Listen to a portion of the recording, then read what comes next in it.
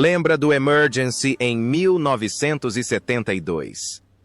O programa que virou manchete na televisão com seus resgates emocionantes na Estação 50. Agora, 53 anos depois, o elenco mudou completamente. Alguns já se foram. Outros lutam silenciosamente contra doenças e poucos vivem vidas modestas longe dos holofotes.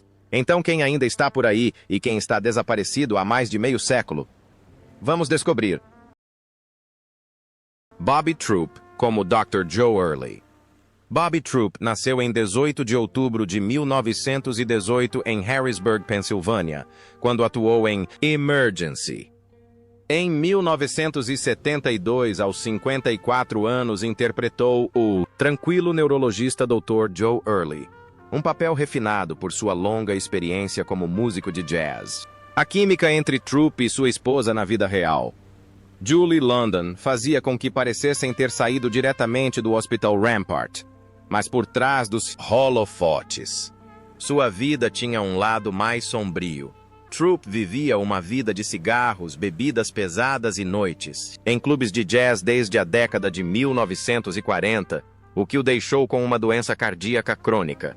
Seu primeiro casamento desmoronou sob a pressão da vida artística, afastando-o dos 5 filhos. Foi só quando conheceu Julie que encontrou estabilidade, mas a alegria não durou. Em 1995, ele a viu sofrer um derrame e ficar acamada.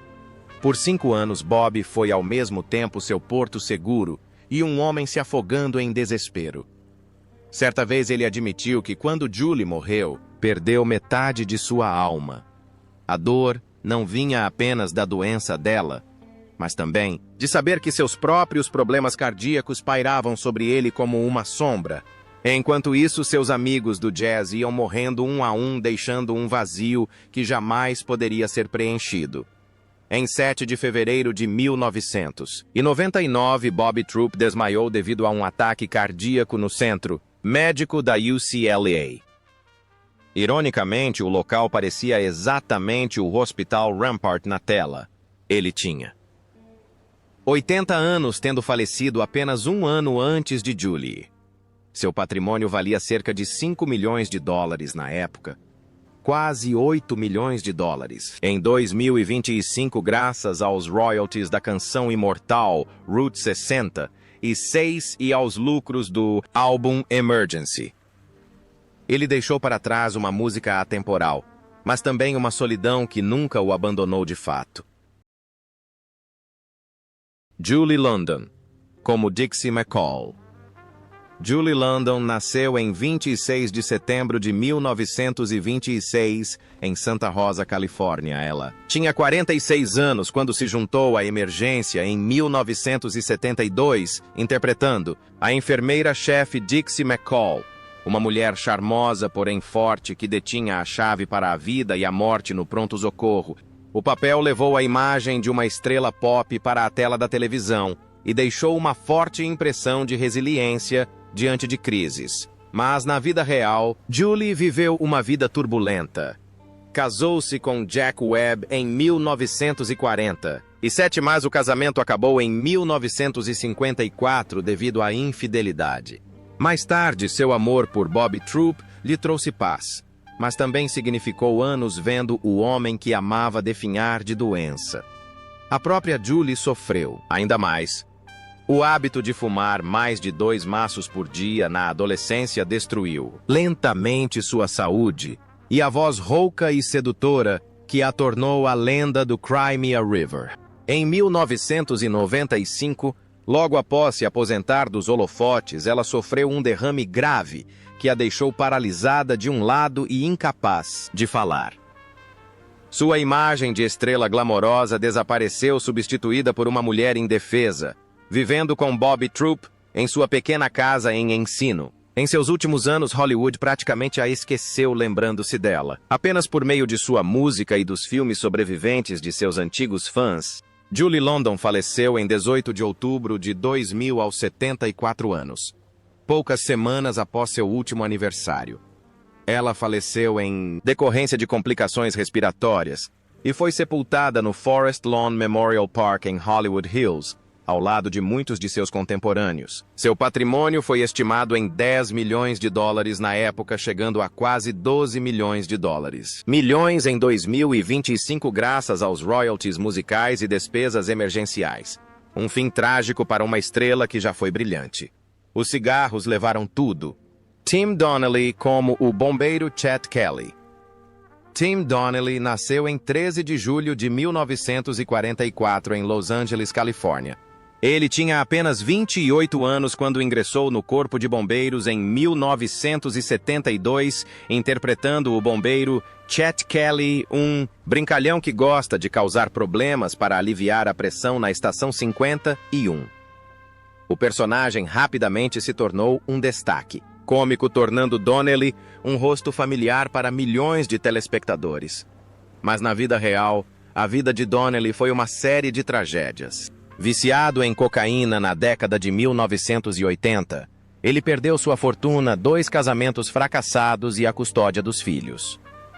Seu declínio o levou a ser preso em 1995 por dirigir embriagado, o que lhe custou um contrato com um filme e o forçou a se isolar. Embora ocasionalmente reaparecesse em fan-meetings de emergência por trás do sorriso, havia uma solidão indisfarçável e uma sensação de fracasso. Em 2010, após seu divórcio final, ele teve uma recaída. Em 2021, Donnelly foi forçado a se submeter a uma cirurgia de substituição de válvula cardíaca, mas complicações de uma infecção lhe custaram a vida. Em 17 de setembro de 2021, Tim Donnelly faleceu em sua casa em Santa Fé, Novo México, aos 77 anos. Uma amarga ironia para um homem que já interpretou um bombeiro, mas que se viu impotente diante de sua própria emergência médica. Ele deixou um patrimônio modesto estimado em 1,5 milhões de dólares na época de sua morte, que valerá cerca de 2 milhões de dólares em 2025, em grande parte proveniente de seu salário de um fundo de emergência e da renda de encontros com fãs. Seu funeral foi realizado em segredo, coroando a vida de um artista que trazia risos nas telas, mas escondia uma dor insuportável fora dos palcos. Gary Crosby nasceu em 27 de junho de 1933 em Los Angeles, Califórnia. O coração dourado de Hollywood, filho mais velho do lendário Bing Crosby. Gary cresceu cercado de fama, riqueza e da constante expectativa de fazer jus ao nome do pai. Mas por trás do glamour, sua infância não foi nada feliz. Em sua autobiografia, Seguindo Meu Próprio Caminho, Gary revelou uma verdade ainda mais sombria. Ele afirmou que Bing, o homem amado por milhões por sua voz suave, era um pai severo e muitas vezes cruel em casa. A disciplina governava a casa. Gary disse que pequenos erros podiam levar a punições severas. Suas palavras chocaram Hollywood, dividindo os fãs que ou defendiam a lenda ou acreditavam no filho ferido. Apesar da educação difícil, Gary tentou seguir os passos do pai junto com seus irmãos. Ele formou os meninos Crosby, se apresentavam em clubes e na televisão. Suas harmonias eram suaves, seus sorrisos ensaiados, mas a tensão persistia sob a superfície. Não importava o quão bem Gary cantasse, as pessoas o comparavam a Bing. A sombra do sucesso de seu pai o seguia por toda parte. Na década de 1960, Gary voltou-se para a atuação. Ele apareceu em programas de televisão como A Zona do Crepúsculo e Adão 12, ganhando lentamente reconhecimento por seu carisma natural. Em 1972, ele interpretou Tom Wheeler em Emergência, um papel coadjuvante que refletia sua confiança silenciosa e profundidade. No entanto, a fama nunca veio facilmente.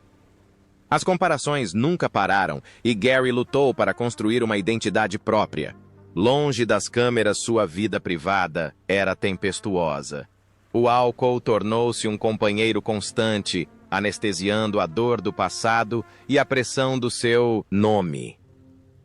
Seus casamentos fracassaram um após o outro, deixando-o solitário e desiludido. Amigos diziam que ele era gentil e engraçado, mas também imprevisível. Um homem dividido entre o charme e a tristeza. Com o passar dos anos, a saúde de Gary começou a piorar. Décadas de consumo excessivo de álcool e tabaco levaram ao câncer de pulmão. Mesmo assim, ele enfrentou a doença com uma dignidade serena. Pessoas próximas a ele descreveram um homem que finalmente havia parado de fugir de si mesmo. Em suas entrevistas posteriores, ele não falou de fama ou arrependimento, mas de compreender que às vezes o perdão começa consigo mesmo. Em 24 de agosto de 1995, Gary Crosby faleceu aos 62 anos. Seu funeral foi privado com a presença de apenas alguns amigos próximos e familiares. A mídia mal o mencionou, concentrando-se em vez disso no legado lendário de seu pai. Foi um fim tranquilo para um homem que passou a vida inteira tentando ser ouvido. Na época de sua morte, sua fortuna era de cerca de 2 milhões de dólares, modesta para os padrões de Hollywood, mas conquistada com persistência e orgulho do nome da família. Nos anos seguintes, as pessoas começaram a ver Gary com mais simpatia. Seu livro antes controverso tornou-se uma janela para a dor oculta por trás da fama. Os leitores começaram a entender que sua história não era sobre amargura, mas sobre a busca pela cura. Tragicamente, seus irmãos Lindsay e Dennis também morreram jovens, aprofundando a tristeza em torno da família Crosby, que antes parecia a dinastia perfeita de Hollywood. Aos poucos, revelou o peso da pressão do silêncio e da distância emocional. A vida de Gary Crosby continua sendo um lembrete assombroso de que fama e felicidade nem sempre andam juntas. Ele era talentoso, complexo e profundamente humano. Um homem que viveu e morreu sob a sombra de uma lenda, mas nunca parou de tentar encontrar sua própria luz.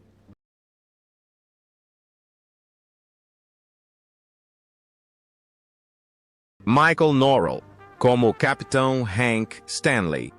Michael Norrell nasceu em 4 de outubro de 1937 em Tecumseh, Michigan, quando atuou em Emergency. Em 1972, aos 35 anos, interpretou o Capitão Hank Stanley, o comandante calmo e firme da Estação 50, e um que mantinha a calma em todas as situações. Tornou-se um símbolo de liderança exemplar e um personagem que repercutiu profundamente no público ao longo da década de 1970. Por trás de sua personalidade forte na tela, porém havia um homem sob imensa pressão.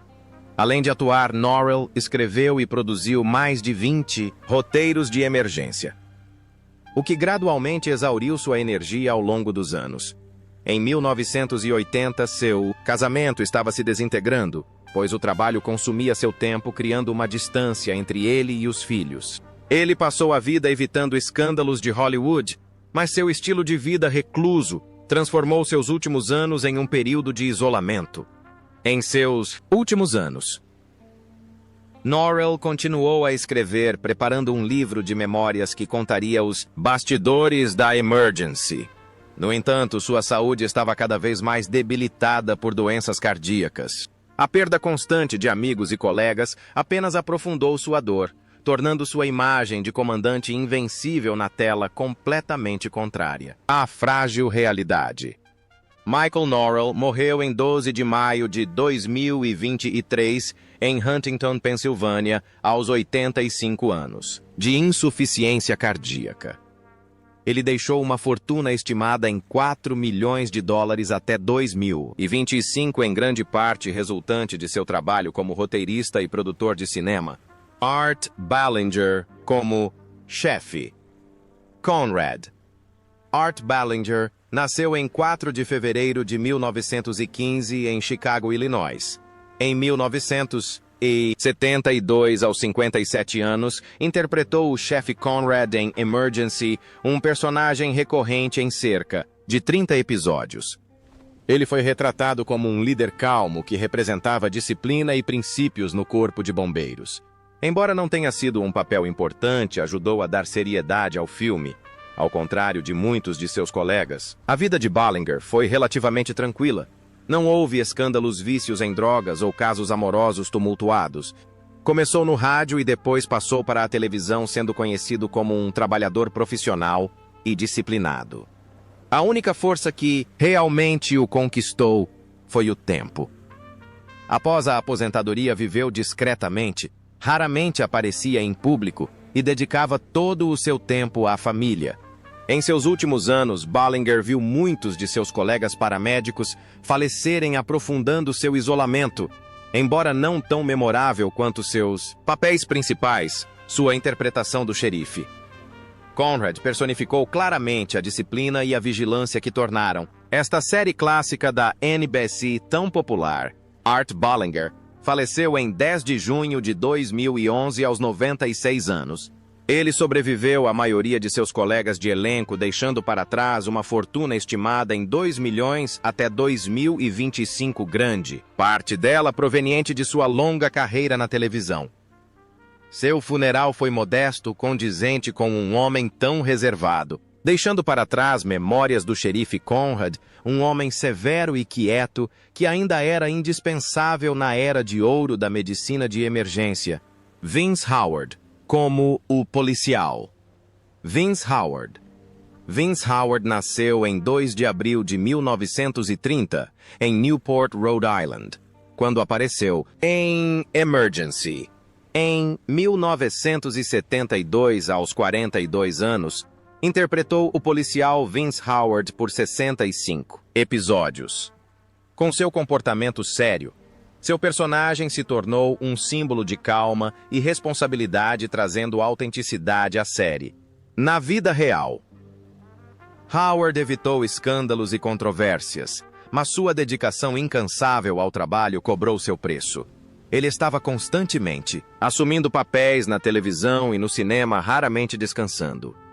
Esse estilo de vida extenuante fez com que sua saúde se deteriorasse rapidamente após seu papel em Máquina Mortífera 3 no início dos anos 1990.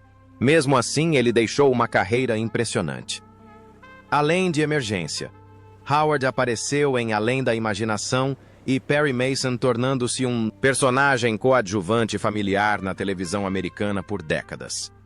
Ele nunca foi um grande astro, mas personificou o tipo de ator confiável por onde passou, trazendo credibilidade a todas as produções. Em 18 de julho de 2002, Vince Howard faleceu em casa aos 72 anos de causas naturais. Sua fortuna é estimada em dólares americanos. 1 milhão até 2025, proveniente principalmente de seu trabalho na televisão. Seu funeral foi discreto, mas no coração de seus fãs, a imagem do policial Vince Howard permanece como um símbolo duradouro de dever e responsabilidade. Marco Lopes como bombeiro. Marco Lopes nasceu em 1º de janeiro de 1947 em Los Angeles, Califórnia, quando se juntou à Emergência. Em 1972, aos 25 anos, ele já havia interpretado o bombeiro Marco Lopes em quase 100 episódios. Seu personagem é conhecido pelo humor espirituoso, frequentemente fazendo comentários secos e sarcásticos sobre comida ou situações cotidianas. Isso dá à Station 50 um toque próprio e também demonstra a diversidade cultural do elenco. Mas a vida real de Lopes não é tão calorosa quanto na tela. Ele era fumante inveterado desde a adolescência, hábito que perdurou por décadas e que acabou levando a um câncer de pulmão em estágio 4, diagnosticado em 2018. Junto com isso vieram uma série de tragédias conjugais, 3 casamentos, 2 divórcios. O primeiro dos quais lhe custou a custódia de sua única filha devido à sua exigente agenda de filmagens. E o segundo o fez cair no alcoolismo. Em um fan meeting em 2010, ele admitiu amargamente: "Eu bebia para esquecer os resgates da vida real, mas isso acabou levando minha família." Após o sucesso de Emergency, a carreira de Lopes rapidamente decaiu. Ele apareceu esporadicamente em séries como Knight Rider e Magnum P. Winnie, antes de se aposentar completamente. Em seus últimos anos, Lopes viveu recluso em Palm Springs, recusando-se a se encontrar com seus colegas de elenco por vergonha de seu corpo fraco e exausto pela quimioterapia. Marco Lopes faleceu em 27 de setembro de 2021, aos 74 anos, após uma batalha de 3 anos contra o câncer de pulmão. Ele faleceu em paz, cercado pela filha que cuidou dele até o fim. Seu patrimônio foi estimado em 1,2 milhões de dólares na época de sua morte. E em cerca de 1,8 milhões em 2025 proveniente, principalmente de royalties emergenciais de DVDs e de uma pequena participação imobiliária. Não houve um funeral luxuoso, mas seu legado permanece como o do bombeiro espirituoso que encantou o público durante toda a década de 1970. E agora é ainda mais assustador devido ao seu fim solitário e doloroso. Ron Pinkard como Dr. Mike Morton. Ron Pinkard nasceu em 22 de março de 1942 em Waltz, Arkansas, quando se juntou à emergência. Em 1972, aos 30 anos, interpretou o Dr. Mike Morton, um rosto conhecido em 84 episódios, sempre sério, profissional, e o locutor médico do Corpo de Bombeiros da Estação 51.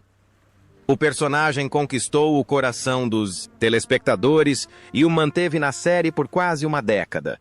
Mas nos bastidores, a vida de Pinkard não era tão gratificante quanto seu papel. Anos de tabagismo intenso cobraram seu preço, deixando-o com câncer de tireoide metastático. A doença rapidamente devastou sua saúde, esgotando-o física e mentalmente, forçando-o a passar longos períodos no hospital em vez de continuar se dedicando à sua arte. Apesar da dor, Pinkard era admirado por amigos e colegas por sua resiliência. Mas a força humana tem limites. O tumor se espalhou, transformando-o de um médico que salvava vidas nas telas em um paciente indefeso na vida real. Esse contraste tornou sua morte ainda mais trágica, especialmente para o público que antes o admirava como um símbolo de esperança.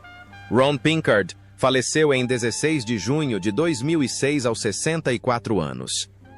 Ele foi sepultado em paz, sem alarde, cercado apenas por sua família e amigos próximos. Na época de sua morte, seu patrimônio era avaliado em cerca de $800 mil, uma quantia modesta para os padrões de 2025, em grande parte devido à sua carreira como ator na televisão. Seu maior legado continua sendo a imagem do Dr. Morton, o médico firme que o público jamais esquecerá. William Boyett, como comandante do batalhão McConaughey. William Boyett nasceu em 3 de janeiro de 1927 em Burbank, Califórnia, quando se juntou aos serviços de emergência. Em 1972, aos 45 anos, Boyett interpretou o xerife McConaughey, um comandante durão e íntegro.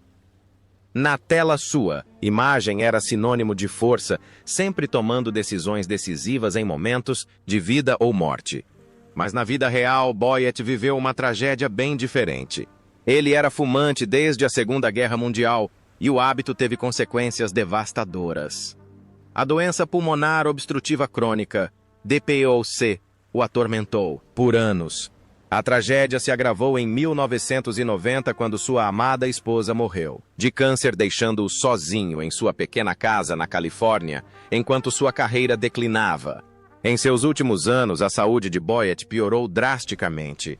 Sua imponente personalidade na tela contrastava fortemente com a do velho frágil que era frequentemente hospitalizado por dificuldades respiratórias. Embora tenha se aposentado de Hollywood, o público ainda se lembra dele por seus muitos papéis como policial e militar.